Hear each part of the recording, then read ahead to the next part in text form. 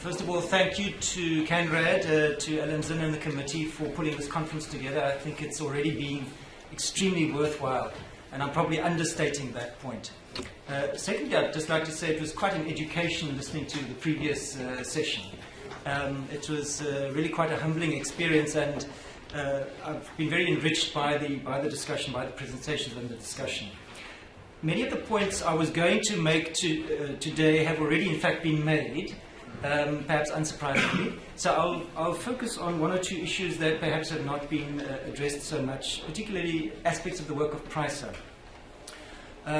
Brian has done an exemplary job in looking at Neville's views on language and culture. So I'm not really going to go into that, except perhaps to emphasize the point that the starting point for Neville's views on language and culture were what linguists call the weak version of the Sapir-Whorf hypothesis, which is to say that the relationship between language and culture is not one of determinism, but of influence, in the sense that your mother tongue, your mother culture, if you wish, your home language culture, does not so much determine your view of the world, but influences your view of the world. Meaning that you are able to appropriate other ways of looking at the world that go beyond your own language and culture, if you wish. That's a fundamental point, because it means that language, like culture, is changeable and influenceable, but always, of course, in historical context.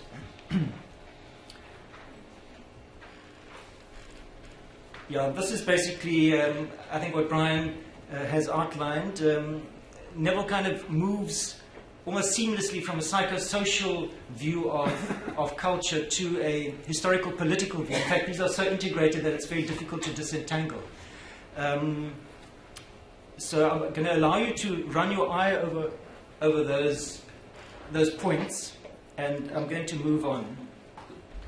It's a test how quickly you can read also.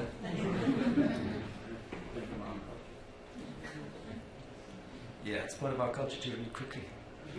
Perhaps just this word that Neville uses in one of his writings, that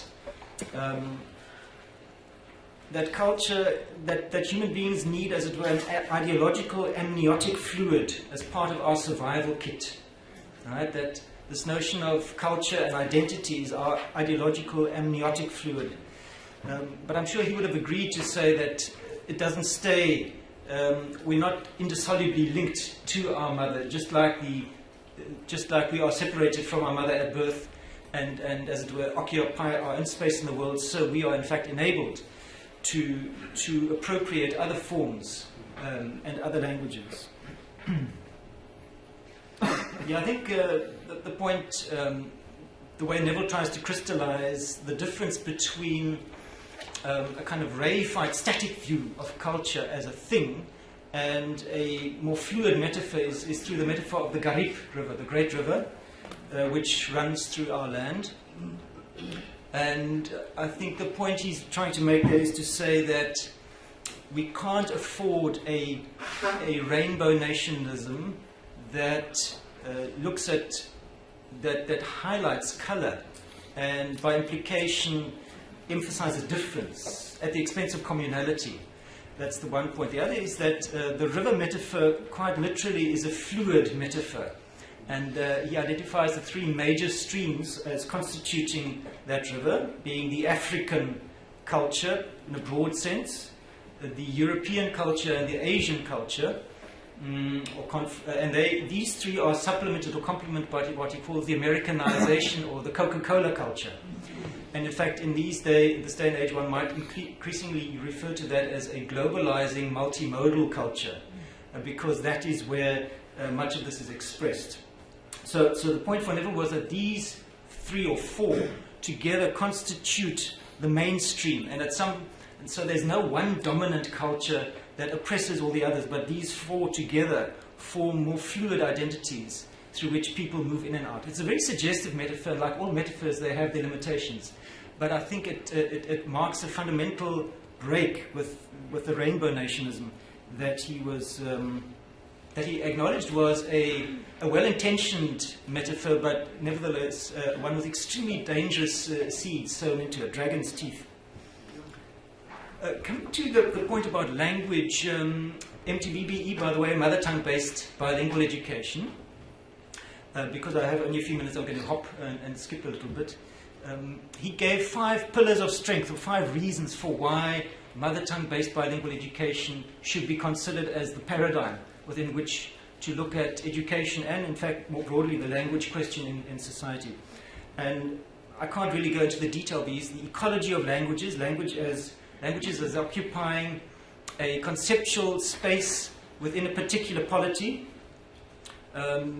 which is open to change but has its own dynamics. Language and the economy, it's a big theme, the question of language and economic development. The basic idea being that economic development and production is best done through the languages that people know best. The point Brian was making about technological development. Language and democracy, I think we've heard quite a bit about that already. In brief, that if you don't use the languages that the people speak in high-status functions, the people are disempowered. Language and pedagogy, we're going to get to education in a moment. And language and identity, I think we've touched on quite a bit.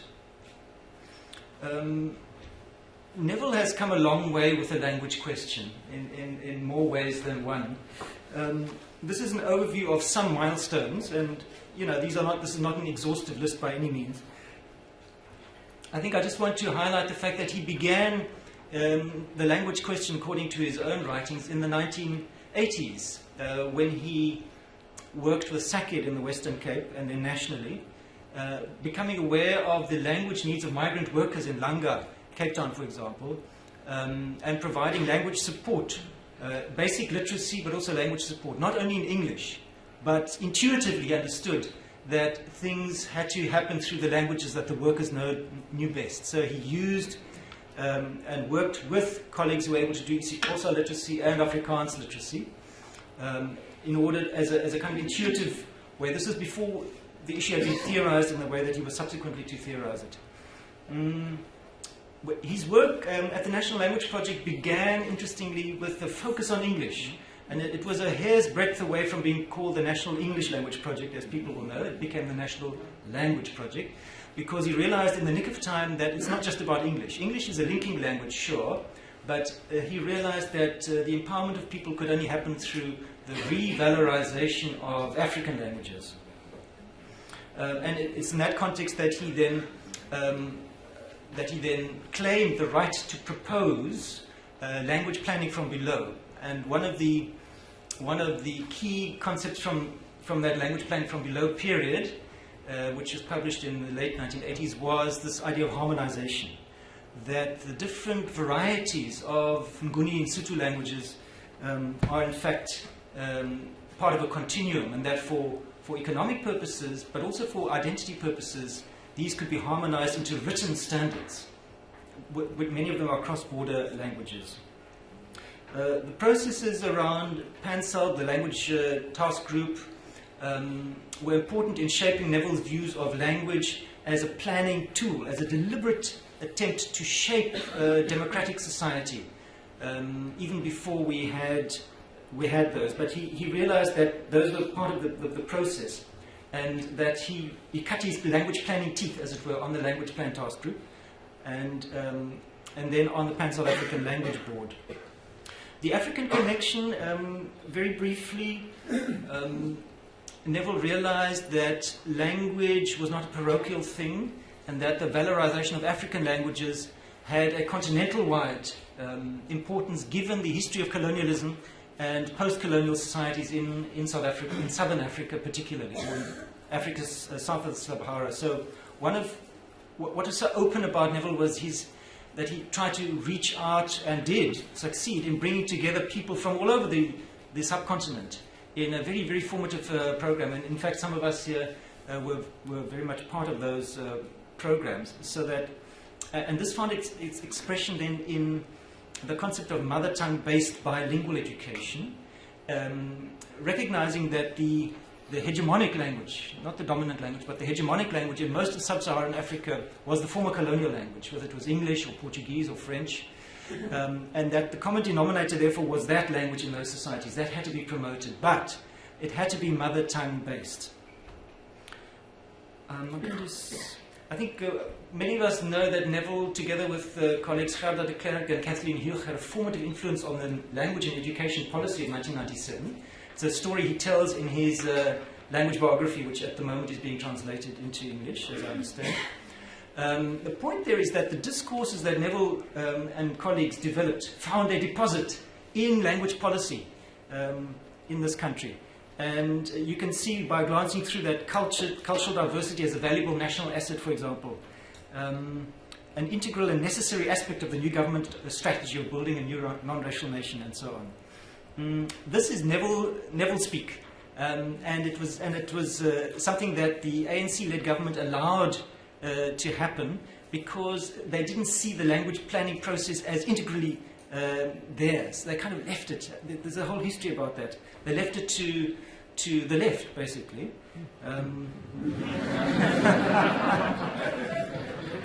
So you can see here words that I've highlighted in red indicate this kind of fluid relationship between language and culture that Neville brought into the understanding of language policy. So it's not a reified thing.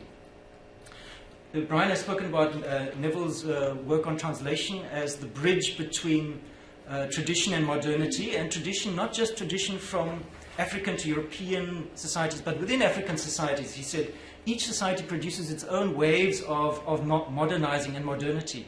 And translation and the colonial project disrupted African modes of modernity, or African modernity.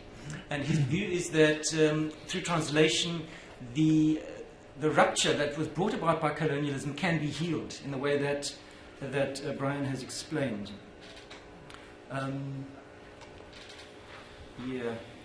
I think because of time, I want to focus on 5 tasks that I think we would be well advised to look at. If we take into account the view that 5 tasks in 1 minute. The view that language has these 5 pillars that Neville mentioned. I think the challenge, given sociolinguistic insights, is to move the discussion around mother tongue-based education to include heteroglossia, the many informal varieties that urbanization has brought. People speak about urban vernaculars and so on. There's a huge challenge there, and that the education system and perhaps proponents of multilingualism shouldn't shy away from the so-called dialectization of African languages. This is a normal process. The issue is that African languages, unlike English and Afrikaans, have not had the head start, and so, in a sense, have some catching up to do. But the process of dialectization is a normal one across languages, and we shouldn't be afraid of including that in a slightly more heterogeneous framework for our language policies. And we can talk about what that might mean. And I think Esther and them are going to talk, and Michael are going to talk about mother tongue-based bilingual education. I think taking into account the heteroglossic emphasis with regard to language and literacy, I think a challenge is to look at the continuities and discontinuities between English and Afrikaans, perhaps on the one hand, Germanic languages and African languages, and to see to what extent inherited reading pedagogies find their, need to be amended or adapted in the light of the different structures of African languages, the agglutinating structure, as sociolinguists say. And finally, I think that the second last point, official databases in education, I think, should reflect a more heteroglossic discourse. We should allow, for example, for more than one mother tongue in official databases on learners by home language. There's a new Luritz database in this country which tracks learner records, enabling mobility of learners from one school to another, and that should allow for a kind of heteroglossia. And finally, I want to make the very concrete suggestion that Neville's biography, language biography, a wonderful work, should in fact be translated into both standard versions of African languages, Xhosa, isiZulu, and so on, as well as perhaps develop a popularized form that can use Kasi Tal or Iscamto to make it more accessible in a serialized way, in a multimodal way, via websites like funza.mobi and so on, which would make it available even via cell phone technology to our youth. Thank you.